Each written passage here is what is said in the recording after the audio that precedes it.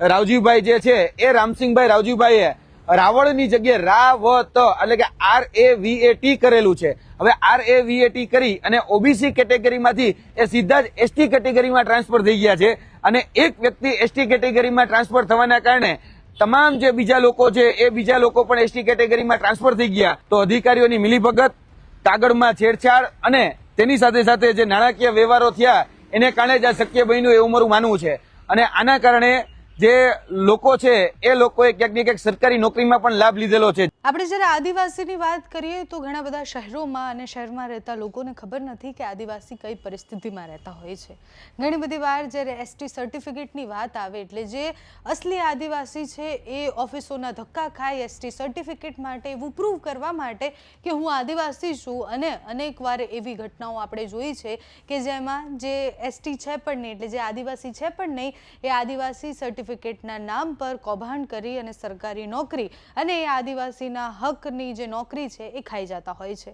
યુવરાજસિંહે આજે ગાંધીનગરમાં એક પ્રેસ કોન્ફરન્સ કરી અને દાહોદનો જે કેવો કિસ્સો સામે લાવ્યા જેમાં આદિવાસી સર્ટિફિકેટ પર નોકરીઓ લઈ લેવામાં આવે છે, આંકડા સહિત નામ સહિત બધી જ માહિતી આપી। જ્યારે આખી એ પ્રેસ કોન્ફરન્સ સાંભળી તો ફરીથી જ પ્રશ્ન થયો કે આદિવાસી બનવું કોઈને નથી ગમતું, આદિવાસી કોઈને નથી ગમતા, પણ બધાને આદિવાસી સર્ટિફિકેટ ગમે છે કારણ કે એમાંથી જલ્દી એ નોકરી પર લાગી શકે।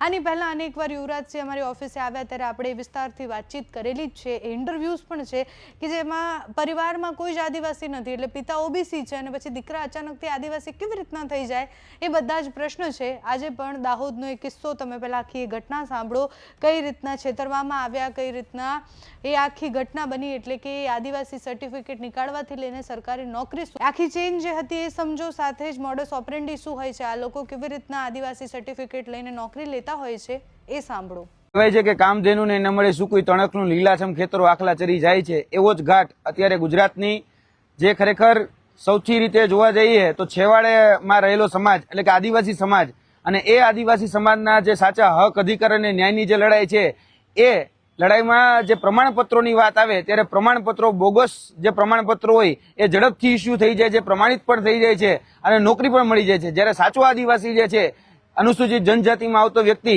એને પોતાના પ્રમાણપત્ર કરતો એના પ્રમાણપત્રો જે છે એ પ્રમાણપત્રો પ્રમાણિત નથી થતા। આવો જે કિસ્સો મારી સામે આવ્યો છે। આજે એક કહી શકાય કોઈ એક વ્યક્તિની વાત નથી પરંતુ એક પરિવારની વાત છે અને પરિવારની વાત છે ત્યારે જે મૂળ જે વ્યક્તિ જે છે એ ધુડાભાઈ રાવળ અને એ ધુડાભાઈ રાવળનું જે મૂળ ગામ છે એ નરસિંહપુર મૂળ સંતરામપુરના વ્યક્તિ છે।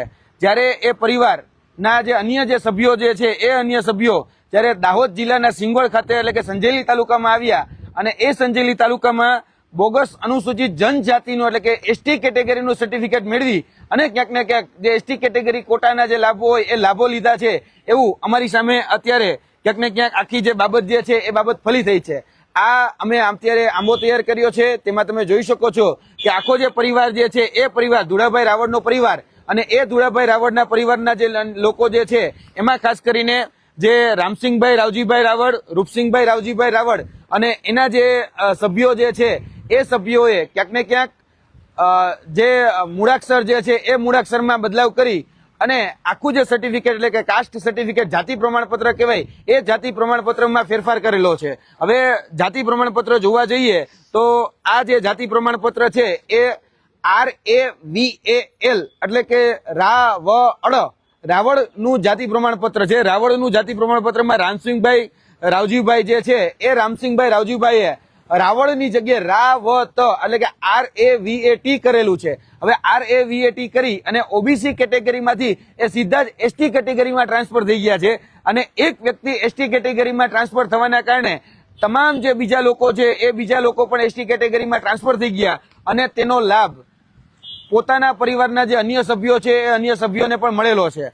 ખાસ કરીને જોવા જઈએ તો અધિકારીઓની મિલીભગત, કાગળમાં છેડછાડ અને તેની સાથે સાથે જે નાણાકીય વ્યવહારો થયા એને કારણે જ આ શક્ય બન્યું એવું મારું માનવું છે। અને આના કારણે જે લોકો છે એ લોકોએ ક્યાંક ને ક્યાંક સરકારી નોકરીમાં પણ લાભ લીધેલો છે। જેમ કે માનુસિંહભાઈ રામસિંહભાઈ રાવળ કથિત રીતે રાવત એને પોલીસ કોન્સ્ટેબલ તરીકે લાભ લીધેલો છે। 2017ની ભરતીમાં લીમડી પોલીસ સ્ટેશનની અંદર આ વ્યક્તિ નિમણૂક પામ્યા છે, હાલ પણ એ ત્યાં નોકરી કરી રહ્યા છે। ત્યારબાદ કિરણભાઈ સોમાભાઈ રાવળ જે સંજેલીમાં સરપંચ તરીકે રહેલા છે અને એને પણ આ એસટી કેટેગરી જે છે એ એસટી કેટેગરીના ખોટો લાભ લીધેલો છે. હવે એક મૂળાક્ષર જે છે મૂળાક્ષર બદલી નાખવામાં આવ્યો છે. જોવા જઈએ તો કમલેશભાઈ રામસિંહભાઈ રાવત બરાબર મૂળ તો એ રાવળ છે અને જ્યારે એના સ્કૂલ લિવિંગ સર્ટિફિકેટ આપણે ચેક કરીએ ત્યારે સ્કૂલના જે જીઆર છે એ સ્કૂલના જીઆર તમે જોઈ શકો છો કે જેમાં સ્પષ્ટપણે હિન્દુ રાવળ લખેલું છે. એટલે કે આ વ્યક્તિ મૂળત એ ઓબીસીમાં આવે છે. આ વ્યક્તિના ઓબીસીના ઉતારા પણ ઉપલબ્ધ છે. બીજા અન્ય જે પરિવારો છે એ પરિવારના સભ્યો પણ એ રાવળ તરીકે ક્યાંક ને ક્યાંક આવી રહ્યા છે અને જે જીઆર છે બરાબર છે એ જીઆરમાં પણ એ રાવળ તરીકે છે. ત્યારબાદ એના બીજા જે સભ્યો છે સંજેલી તાલુકા કુમાર પ્રાથમિક શાળાનું વહીપત્રક જોતા એ આપને ખ્યાલ આવે છે કે આ જે વ્યક્તિઓ છે એ વ્યક્તિ મૂળત રાવળ છે. Ramsinhbhai Ravjibhai Raval, Somabhai Ramsinhbhai Raval, Ramanbhai Ramsinhbhai Raval, GR number 2529, Rupsinhbhai Ravjibhai Raval, Chandubhai Rupsinhbhai Raval.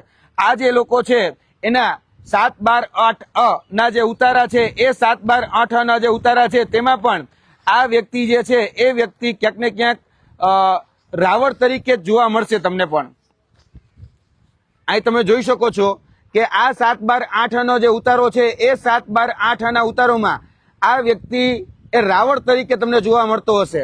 હવે આમાં બહુ સ્પષ્ટપણે લખ્યું છે કે રાવળ ગંગાબેન તે પુનાભાઈની વિધવા ખાતા નંબર 54 અને મરણ દાખલા નંબર 10 ના રોજ અવસાન થતા તેમના વારસદાર પુત્ર રાવળ રૂપસિંહભાઈનું અવસાન થતા તેમના સીધી લીટીના વારસદારો. આ સીધી લીટીના વારસદારો છે એ બધા જ વારસદારો એ રાવળ છે, રાવળ. હવે જ્યારે બીજી નોંધ પડે છે ત્યારે આ જે વ્યક્તિઓ છે એ વ્યક્તિઓ એ રાવત થઈ જાય છે. અહીંયા તમે જોઈ શકો છો આ વ્યક્તિઓ જે છે એના જે વારસદારો હતા એ બધા જ વારસદારો એટલે કે રૂપસિંહભાઈના જે વારસદારો છે એ રાવત ચતુરબેનભાઈ રૂપસિંહભાઈ એટલે કે રાવજીભાઈના વિધવા, ત્યારબાદ રાવત ચંદુભાઈ રૂપસિંહભાઈ એટલે કે રાવજીના પુત્ર. આ બધી જ જગ્યાએ તમને રાવત થઈ ગયેલું જોવા મળશે. એટલે મારો કહેવાનું તાત્પર્ય એ છે કે 73AA નો જે કાયદો જે છે એ કાયદામાં પણ ક્યાંક ને ક્યાંક આ જે પરિવાર છે એ પરિવારે સેંધ મારેલી છે. તેની સાથે સાથે સરકારી નોકરી હોય તો સરકારી નોકરીમાં પણ સેંધ મારેલી છે. તલાટી, ત્યારબાદ શિક્ષક, ત્યારબાદ પોલીસ કોન્સ્ટેબલ જેવી પરીક્ષાઓની અંદર રાવત તરીકે નિમણૂક લીધેલી છે. ત્યારબાદ જે જિલ્લા પંચાયતની જે સીટો છે એ જિલ્લા પંચાયત તાલુકા પંચાયતની સીટોની અંદર પણ આ જે વ્યક્તિઓ છે એ વ્યક્તિઓ ક્યાંક ને ક્યાંક જોડાયેલા છે. આ કિરણભાઈ રાવળ જે આ કમલેશભાઈ રાવળ છે, આ જે અત્યારે નોકરીએ લાગેલા છે માનસુંગભાઈ રાવળ જે લીંબડી ખાતે નોકરી કરી રહ્યા છે તે છે. તાલુકા પંચાયત સંજેલીની સીટ ઉપરથી જે ચૂંટણી લડ્યા એ વૈભવીબેન કમલેશભાઈ રાવત છે. આ મૂળ તો જોવા જઈએ તો મેં તમને કીધું એમ કે રાવળ છે. હવે રાવળનું રાવત કરી અને આ લોકોએ ક્યાંક ને ક્યાંક નોકરી મેળવેલી છે અને તેમાં ખાસ કરીને જે નોકરીઓ મેળવેલી છે તેમાં જે નોકરીઓમાં તો લાભ લીધો તેની સાથે સાથે જે મુખ્યતઃ જે લાભ લીધો એ પેટ્રોલ પંપ એ પણ જે કહી શકાય કે એસટી કોટાની જે સીટો હોય એસટી કોટાને જે કહી શકાય કે જે લાભ મળતા હોય તેમાં પણ એસટી કોટાની જે સબસિડી છે એ સબસિડી લઈ અને લાભ લીધેલો છે. ત્યારબાદ જેને લોકોએ લાભ લીધો છે એમાં માનસુંગભાઈ રામસિંહભાઈ રાવળ જે મૂળ તો અત્યારે જેને રાવત તરીકે લાભ લીધો છે એ પોલીસ કોન્સ્ટેબલ છે. કિરણભાઈ સોમાભાઈ રાવળ એ એસટી કોટાની કેટેગરીમાંથી સંજેલી ગ્રામ પંચાયતના પૂર્વ સરપંચ હતા. સંતોષભાઈ વાઘજીભાઈ રાવળ એ એસટીના દાખલા લઈ અને ફતેપુરા તાલુકાની કુકસા ગામ જે છે ત્યાં તલાટી તરીકે ફરજ ભજવે છે. હાલમાં જેની દેવગઢ બારિયામાં બદલી થઈ છે. કમલેશભાઈ રામસિંહભાઈ રાવળ જે એસટીના દાખલાના આધારે એ મેડિકલની અંદર એને એડમિશન લીધેલું છે. એટલે મેડિકલ એડમિશન લેવામાં પણ ક્યાંક ને ક્યાંક રાવળ જે છે એનું રાવત કરી અને એડમિશન લીધેલું છે તેનો પણ અમારી પાસે આધાર પુરાવો છે.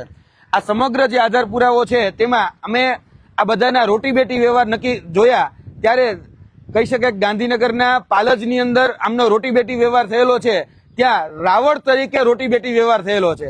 બીજા જે અન્ય ગામોમાં જે રોટી બેટીના વ્યવહાર થયા છે, જે સગપણ થયા છે, જે સામાજિક રીતે સંબંધો બંધાયા છે એ બધા જ સંબંધો એ રાવળની અંદર થયેલા છે અને લાભ રહી રહ્યા છે રાવત તરીકે એટલે કે આદિવાસી તરીકેનો લાભ લેવો અને ઓબીસી સાથે સંબંધો કરવા.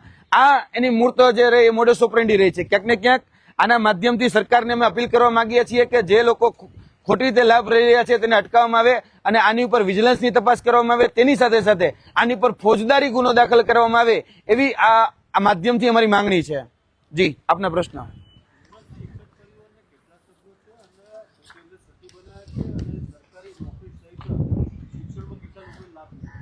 જોવા જઈએ તો આ જે આંબો તૈયાર કર્યો છે એ 18 લોકો જે છે એ 18 લોકોએ ખોટી રીતે એનો લાભ લીધો છે. 7/8 ના ઉતારામાં પણ તમે જોઈ શકો છો કે આ બધા જ જે વ્યક્તિઓ જે છે એ રાવળ તરીકે પછી રાવત તરીકે જોડાયેલા છે અને જે એના સંબંધિત કહી શકાય કે સામાજિક જે સંબંધો છે એ સામાજિક સંબંધો એ રાવળમાં જ થયેલા છે અને RAVAL જે એલ છે એની ઉપર જાણી જોઈને લીટી કરી દેવામાં આવી છે. આ તમે કાસ્ટ વેરિફિકેશનનું સર્ટિફિકેટ જુઓ તો તમને સ્પષ્ટ દેખાશે RAVAL એલ છે એની પર ટી કરી નાખવામાં આવ્યો છે. RAVAT કરી અને ક્યાંક ને ક્યાંક એનો લાભ લીધો એટલે લગભગ 18 જણા જે છે એને લાભ લીધેલો છે. અને જો આની મોડસ ઓપરેન્ડીની વાત કરવામાં આવે તો આ જે મોડસ ઓપરેન્ડી છે એ છે કે ખોટું પેઢીનામું બનાવવું, વારસાઈ બનાવી અને એ વારસાઈ બનાવી અને ક્યાંક ને ક્યાંક જે ભળતું નામ હોય એ ભળતું નામને 73 એની જમીનમાં કોઈનું ભળતું નામ હોય તો એમાં પેલા નામ જોડી દેવું અને ખોટી વારસાઈના આધારે આ સર્ટિફિકેટ ઇસ્યુ કરવામાં આવે છે. આ માધ્યમથી સરકારશ્રીને પણ અપીલ કરીએ છીએ ફક્ત સોગંદનામાના આધારે એ કાસ્ટ સર્ટિફિકેટ કાઢી દેવામાં ન આવે, કેમ કે ક્યાંક ને ક્યાંક જે સોગંદનામું કરવામાં આવે છે એ જ સોગંદનામાની અંદર ક્યાંક ને ક્યાંક અમને એવું લાગે છે વહીવટથી આર્થિક વગના જોરે કે રાજકીય વગના જોરે એ બધા જ સર્ટિફિકેટો કાઢી દેવામાં આવે છે. જી.